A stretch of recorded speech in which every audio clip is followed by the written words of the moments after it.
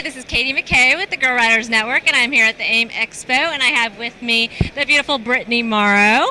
And Brittany, I just want you to kind of give everybody a little background on what happened when you started riding and kind of what triggered your passion and what you do now. Okay. I actually started my riding career as a passenger. I've ridden since I was 7 years old. My first ride was on the back of a Honda Hurricane with my cousin Chad. So no helmet, no gear, anything like that. I had just been a passenger my whole life. I started wearing a helmet. I was told that that was a really important piece of apparel, and I believed the people that I was riding with. I really wanted to get my own sport bike, but it just never came together. When I was 20 years old, I got on the back of a Gixxer 750 with a guy I had met 2 days before. And of course, you know, he wanted to impress me and I wanted to impress him, so we went on a ride together. I had just a full face helmet on that was borrowed from one of his friends, 3 sizes too big. And I ended up going off the back of his motorcycle at 120 miles an hour in just a sweatshirt and jeans and a pair of Nike tennis shoes. No gloves, no other type of protection. So a 522-foot tumble down the highway ended up giving me third-degree road rash on about half of my body. So I spent 2.5 months in the hospital. I had 9 surgeries. Most of them were skin graft surgeries, some reconstruction on my knees, my finger, my big toe, compression fracture in my lower spine, torn right rotator cuff, just a whole gamut of injuries that you never want to have.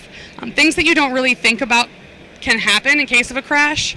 And obviously my case was kind of extreme because we were going so fast, but that full face helmet saved my life. And at that moment, I knew, it took a little while, but I knew that I had a story to tell and that I had a lesson that I could teach others that they didn't have to go through themselves. Because my life was pretty much hell for about 8 months. And I watched my family go through it with me. It was really hard looking back, especially now, like it hurts knowing that I did that to them as well as myself. So I wanted to make sure that I just spread the message to female riders, male riders, passengers, whoever, that you can still have fun on a motorcycle and be responsible at the same time. And when you combine the two, then you can ride for a lifetime. So it's all about rocking the gear now. Yeah. So what made you get back on a bike on your own? You eventually went and got your own bike and you started riding. How did you get over that fear from your accident and just go for it? I had always liked riding as a passenger, and again, I wanted to get my own bike. It just never happened. I didn't want to let the crash break me and turn me into a victim.